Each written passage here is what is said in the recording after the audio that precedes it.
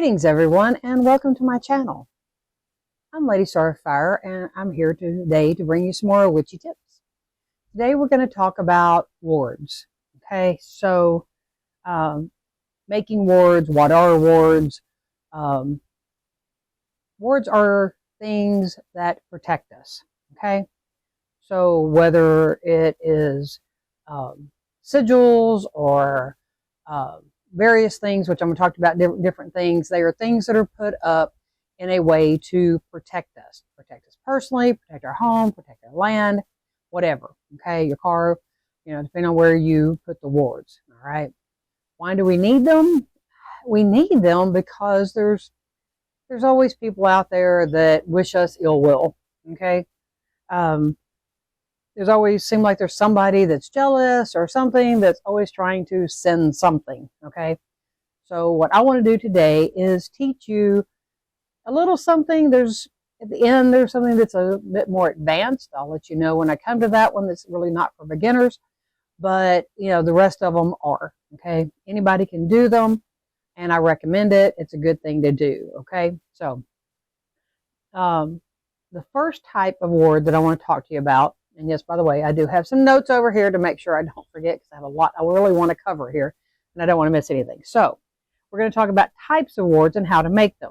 Okay, so I have different things up here. Some of it will be used at different times. Okay, so this is called a witch's bell. Okay, jingles, like I said, you can use any kind of bells.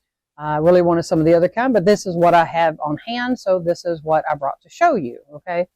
And it has bells, all right? The bells are there for different reasons, all right?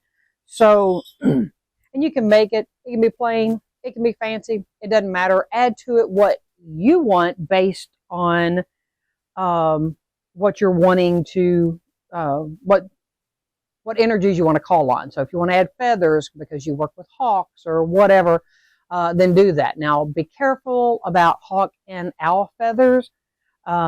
There are places that it's illegal to have them unless you are Native American or, different things like that. So, you may have to get a feather to use in representation of or something. Okay, so be real careful about all that. But these are called door wards because you're going to hang them on your door. You may hang them out on your porch, different things. Okay, so, and they do what you charge them to do. If you want just simply every time it chings, okay, that it amps up protection. That's great. If you want it to where if something is trying to intrude, somebody's come over, or maybe they got a nasty attach, to them, and so everybody's just sitting around, and all of a sudden you hear jingle, jingle, jingle. It's letting you know that there's a problem. You can charge them to make sure that people tell you the truth, okay? So if somebody's lying to you, we'll get a ching, ching, ching, all right? So it all depends on what you charge it to do. What you use on it is up to you. How you charge it is up to you. I mean, you can add stones to it. It's all depending on what energies you work with or want to work with, okay? So if you want to add some black stones to it to help absorb negativity. You want to add some crystals, whatever to amp things up, whatever it is you want to add. Okay. It's up to you. You make it what feels right to you. And, if you're trying to figure out, what things, because maybe you want to add some, herb vines to it or something, like I added some little ivy stuff to mine. Make sure that you know what things do what, okay, to know why you want to add certain things and not others. So, a couple very old books, I have always recommended them. It's two of the few books that I carry in my store because, to me, they're still the best, okay? They're both by Cunningham. This is Cunningham's Encyclopedia of Magical Herbs. You've heard me talk about this one before. All of his stuff is great because he gives the gender, the planet, the element, the deities, the powers, and the magical uses. All right. And in the back, he has cross references, and it's just a great book. Does it have every herb in the world in it? No. Does it have everything that you'll probably use for the most part? Yes. Okay. So, and if you're going to be working with stones, I recommend Cunningham's. It is his Encyclopedia of Crystal, Gem, and Metal Magic. Okay, I don't know if you see that, but you know, once again, does it carry, you know, all of the stones? No, because they're always coming up with new ones. Okay, so there's other ones that you can get for different things, but once again, he gives the energy, the planet, the element, the powers, and all your magical uses. Okay, there are a few pictures in here. There's not necessarily pictures of everything, but you know, it covers a lot. Okay, so it will help you, and if you don't already know what you need, but it will help you in choosing herbs and oils and things to and crystals to use on your stuff. Okay, you want to dress this down with an oil? Cunningham's book helps with that also. All right, so just, you know, play with things. You know, figure out what works best for you. Okay, and what type of thing. I mean, you can, you know, you can take the stone, okay, and charge it as a ward. Keep it, you know, just inside your door, just outside your door, you know, different things. Okay, so you know, all sorts of things can be used as a what's called a door ward. So it's guarding your door. All right. If you have more than one door, especially if you use them, you know, then I would suggest putting wards at all doors that you regularly use. Okay, a lot of us have one that we mainly use, maybe one sometime. It might still be a good idea to cover that other one just in case. All right, so just for those times. Okay, the next thing is guardian wards. Okay, now a guardian ward is something that you generally take a figurine. Okay, so I've got a couple of them here. You can use a rock if you want, but you choose one, and it doesn't matter what it is. If it's just, you know, something that you feel like you would like this to be your guardian, okay, and you're going to hold that figurine and you're going to explain the job. Okay, so technically there's a spirit that will come and help you, okay, that will choose to come and reside. All right, and you're going to, if it's to guard your home and your land, then you're actually going to go around with this and walk around and show it. This is what you're supposed to guard. Go all the way around. Okay, you might go around the inside. You know, you might have one for your car, so you go around your car and the inside. Whatever it is, you have to show it exactly what its job is. Okay, you know, it'd be like if you hire a security guard but you don't tell them what place to go guard. All right, it's not going to do a lot of good. You have to tell them, show them, that sort of thing. This is what you're doing. Okay, so you're going to do the same thing with this guardian ward. All right. Now, another type of guardian ward is plants and trees. Okay, they can also be guardian wards if they agree to do so.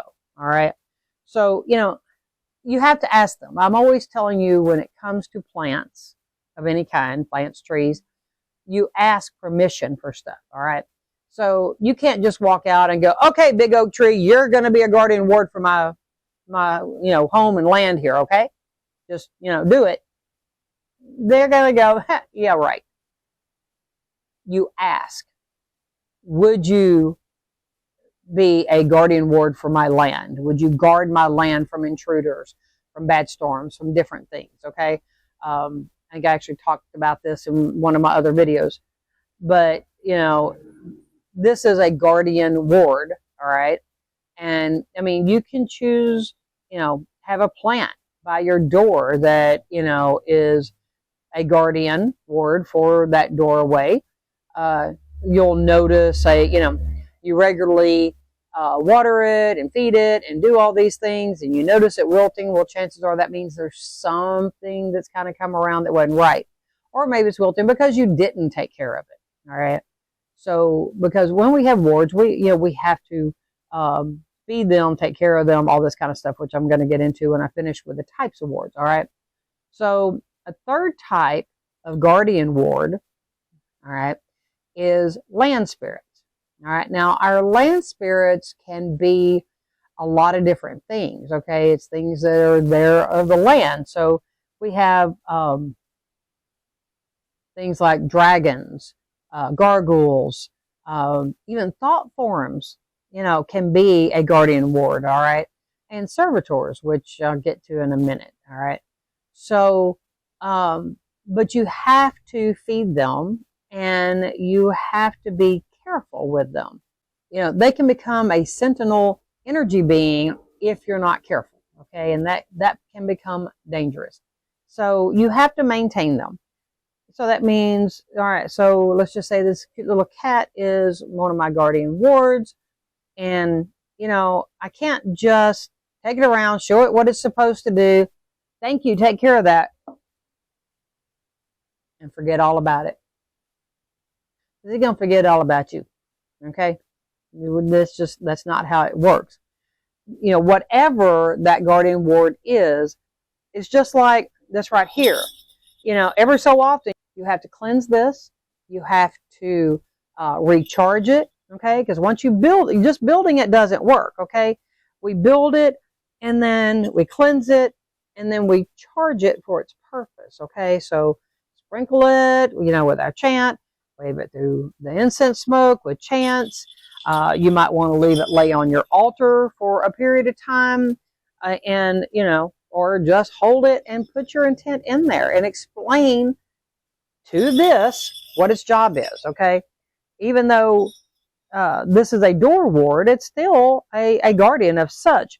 Not quite the same as the ones where spirits come. This is more of a warning system. But our guardian wards, you have to feed them, okay? And you have to re-energize them, re-up what it is that you're wanting. And now you can decide what's best for you. It may be when it feels like, hey, things aren't quite right, maybe I need to up this. Or you may just set it up first of every month, okay? Every quarter, on the Sabbaths, whatever seems right for you and that guardian ward is what you do, okay? With our land spirits, if your land spirit is a dragon or a gargoyle, I suggest you do it more often than that. Let me tell you, okay? So you need to choose and maybe do a little more research if you're going to be using a guardian ward, and make sure that you actually understand exactly what it is that you're supposed to be doing with it, okay? So if you've got any questions about these two types of wards, please feel free to leave me a comment. I'd be glad to try to explain it better. Look me up on Facebook. You can do that too. Charlotte's Mystical Web, and send me a message. And hey, while you're at it, click the like and subscribe if you haven't. So thank you. Anyway, so the next one, now disclaimer here, this is not for beginners, okay? If you are totally new to this and you don't even really quite understand this, please don't try to do this next one, okay? You need working knowledge of sigils, visualization, energy work. Okay, you need total dedication. You need knowledge. You just need a lot, okay, to do this one, which is to make a servitor. All right. They can be used to help you with many things, okay? Not just protection. You can build one to help you get a job. You can build one to help you in your love life. I mean, you can build one for a lot of different things, okay? Now, this is a spirit that you create, okay? You're not calling in a spirit. You're not calling in some demon. You are creating this spirit, and the spirit is actually a part of you, okay? Some think it's part of the subconscious. Some people actually keep their servitor in there. So, but this takes lots of dedication, okay? Because you have to have this constant thing with this servitor, all right? This servitor is given a specific job, all right? You have to feed it regularly. This isn't once a month, once every quarter, whatever. This is regularly. You feed it with your energy and your intent. Okay. It's a constant thing, and it's not something that it's not the same as doing these where you can simply do it and it's done. These take time. You have to build this. Okay. So this isn't like an overnight thing. All right.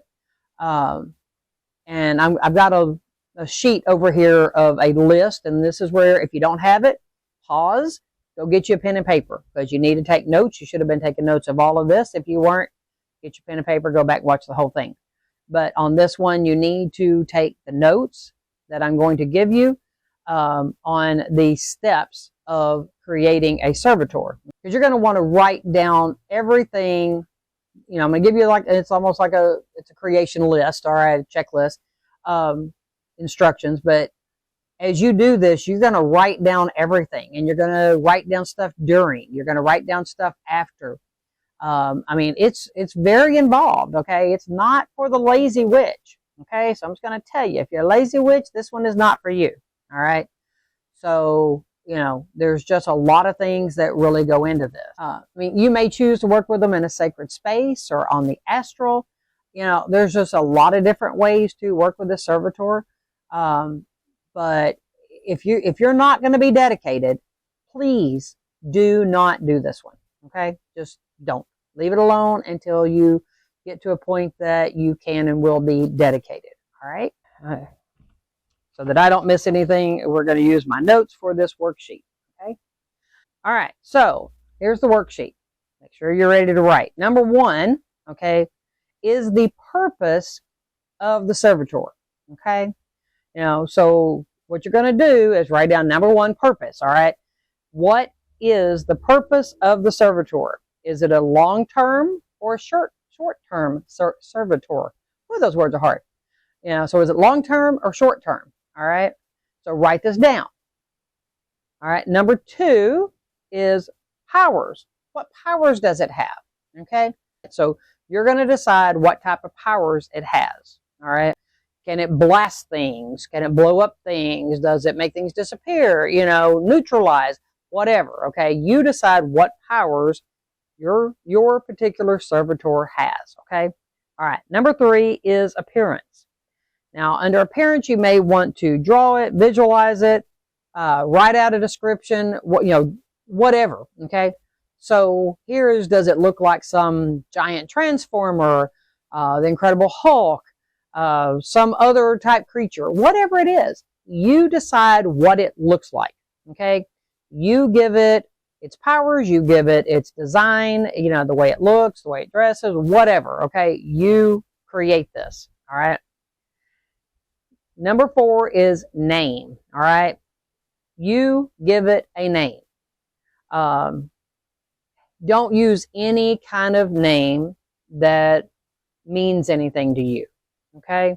Or has an emotional connection. So, I mean, you wouldn't want to use, you know, your favorite long lost childhood dog's name, or a parent's name, or sibling's name, best friend's name, anything like that. Don't use any kind of name that has any kind of emotional connection. Okay, this is really important. But be creative. You know, come up with some whatever name. Okay, because you want a name, number 1, that you're not going to just easily say. Okay, that is going to be meant to when you're talking about, you know, or talking to your servitor. All right. Number 5, activation. Be specific. Okay, certain words. Actions, you know, you might use a chant, some little saying, okay? It needs to be something that you wouldn't normally say, okay? You know, come here, okay? No, you don't want that, all right? Or you're saying, you know, why did you cut me off driving down the road? All right, so, you know, anything, you know, that you might accidentally say, you don't want it, okay? You want something that when you say these particular words, it strictly means I am activating this servitor. And it has to be different for every one of them that you create. Okay? Like if you're creating one for a job, you don't want to be saying, I need the right job. I need to get hired for this job. Because then you're activating something that you may not want activated right then. Okay, so choose something that is totally different. Number 6, sustenance. How will you sustain its existence? You know, in other words, what offerings are you going to give to it? And emotions can work as feeding too. Okay, so if you're building one for your love life, you know, going on the astral or however you are planning on communicating with this, you know, talk loving thoughts, do, you know, whatever. Okay. So, you know, it just really depends. All right. You know, you have to decide all of the particulars. All right. So that means you have to decide how you are going to give it life and help it sustain life. All right. Yeah. I don't know if it's something that is a creature, maybe you want to put out food specifically for it. Okay. So whatever it is, but you know, energy is the number one thing. Okay. All right. Number 7, location. All right. Where will it live? Are you going to have like maybe a dish, you know, like this, and it lives in it? Are you going to have, you know, something like an Aladdin's lamp where, you know, okay, when I rub the lamp, I'm, you know, giving you whatever or calling on you or, you know, whatever it is. Will it live inside you? It can live inside your head if you want. Okay. So, you know, you have to decide, you know, where it's living. Okay. Number 8. This one is really, really, really important. Okay. It's called fatal flaw. So this is used when you get ready to retire that particular servitor. So maybe you had one for a job and you got the job, so he, she, whatever, has no job to do anymore. Okay. So it's time to retire that one. All right. Which, you know, I'll get into it. You can repurpose them also. But, okay. So, you know, the other reason for a fatal flaw is somehow something just goes bad wrong. Okay. And something is out of control. Something, it's not, you know, it didn't do its job. It's not working. It's just bad. Whatever it is, it's gone bad. Okay. Then that means that it has to no longer exist. Okay. So that's what the fatal flaw is for. All right. You know, it is strictly ending the time between you and that servitor. All right. Whatever this is that you come up with needs to be very complex. So it needs to be more complex than what you use to activate it. This needs to be something that there is zero chance of you ever saying unless you are intending on saying it. Okay.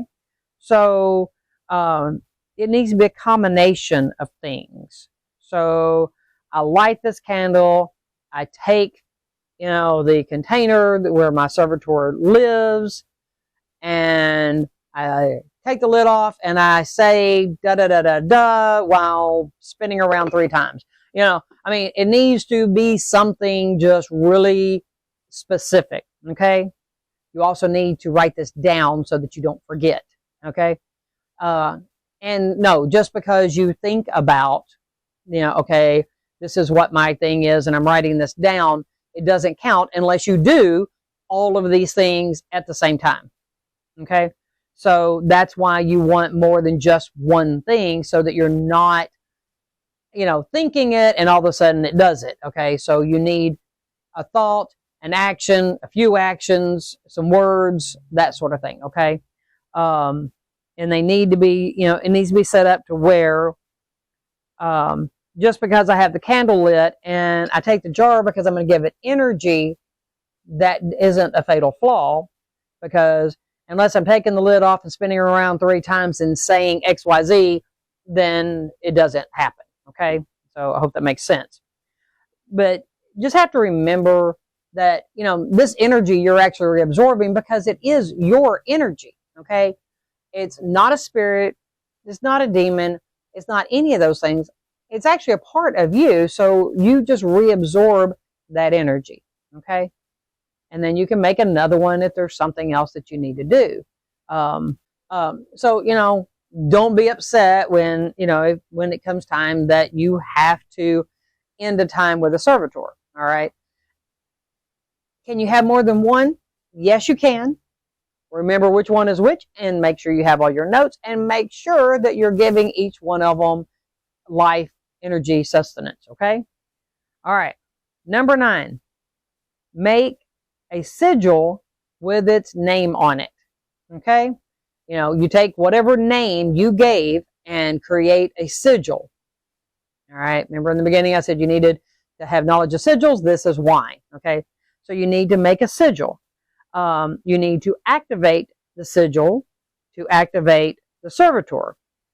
You know, you're going to create your sigil, and you're going to then take and stare at the sigil, you know, like when you meditate or however else you focus that feels right to you, you're going to put all of that energy into it, okay? So this is part of activating your servitor. Your maintenance is number 10. Be patient, feed, give it energy and life. Understand, it does not just develop overnight. You know, it's kind of like being pregnant. You know, you don't get pregnant and then have a baby. It takes 9 months. I'm not saying it's going to take 9 months to do this, but it has to be fed. It has to have energy. It has to grow. And it has to become what you're wanting. Okay. You know, if you need to converse with your servitor about whatever's going on, or when you're, you know, doing something, or maybe it's not doing something exactly right, so maybe you need to reword, so you need to have time. So whether you do that in meditation, astral, you know, sacred space, however it is that you set up, that you choose, okay, then, you know, this is what you're going to do. You call it, okay, using its name and your activation code. All right, this is really important. You have to do all these steps. There is no shortcutting with this. Once again, if you're a lazy witch and you want a shortcut, don't do this, okay, because it's not going to go right, and so it could be bad. All right, number 11, write down what happens, okay? Keep you a log, all right? Details on everything you did, every offering that you gave it, you know, every time you met with it, and also what the results were, you know, date it, okay? Give dates of every time you're logging, and every time anything happened, put a date. That way you get a timeline on how things are working, okay? You know when it is working and when it's not working. Maybe what, you know, you can look back. What did I maybe do wrong? What could I have done different? Maybe I didn't give it enough offerings. I didn't put enough energy in it. Whatever it is, write it down. It's the only way you're going to know. Because when you didn't get that job, you can go back and look at your notes and went, well, I made this thing like 3 months ago and I haven't done anything. Is it the servitor's fault that you didn't get the job? No, it was yours. Okay. So once again, in writing everything down, it helps you to know what you did right, what you did wrong, what you may need to do different another time, you know, if you create another one. So, I mean, that's just what your log is for. Maybe you weren't specific enough. Okay. You know, maybe, you know, you said you wanted this job, but maybe it wasn't the right job for you. Okay. So, maybe you asked for the right job, but that right job is taking too long to come around and you need to pay your bills. So maybe you need to go, I just need a job right now till the right one comes along. Okay. Sometimes we can be a little too specific, you know, it just kind of depends. So once again, write it all down. You know, you have to work with them. You know, you can't just create it, let it sit there and not do anything. You communicate just like it was a friend or a guide or one of your guardian, you know, ward spirits or something. So, you know, you have to spend time and communicate what it is that you need, what's going on. Maybe you need to be a little more specific or a little less specific or whatever. So, communication is key. All right. If you have a servitor that did a really great job for you, but that job is done because, okay, you got that job, so you don't really need that one anymore, reassign it to something else because that one works great for you. Okay. Give it a new job. If you don't have a new job for it, then, you can just simply retire it, which is using your fatal flaw and reabsorbing that energy. Okay. Or, if it's one that just wasn't good, then we retire it, period. So safety. For the most part, working with a servitor is pretty low risk as long as you follow all of these steps. Okay. Because once again, it is part of you, but you're kind of giving it a life of its own. It's still connected to you, but you're still kind of giving it its own life. So therefore, it doesn't go without any risk. But as long as you do all the things you're supposed to, you're okay. It's kind of like having a pet.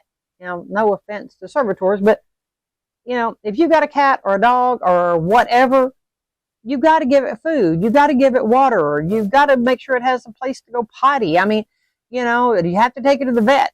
You have to do these things, okay? And if you're not going to do these things, or you're not capable of doing these things, then you shouldn't have that pet.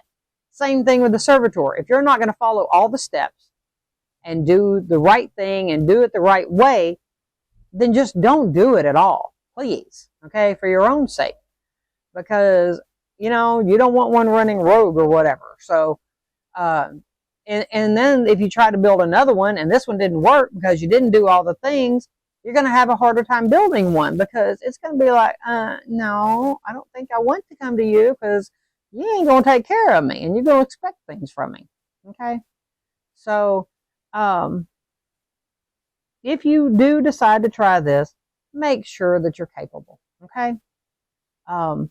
If you have done one of these, leave me a comment. Let me know how it worked for you. And, have you built any of the other type of, your door wards or guardian wards or any of that? Leave me a comment and let me know. And don't forget to click the like and subscribe and share this video, okay? I'm sure somebody out there needs this knowledge, because I appreciate it.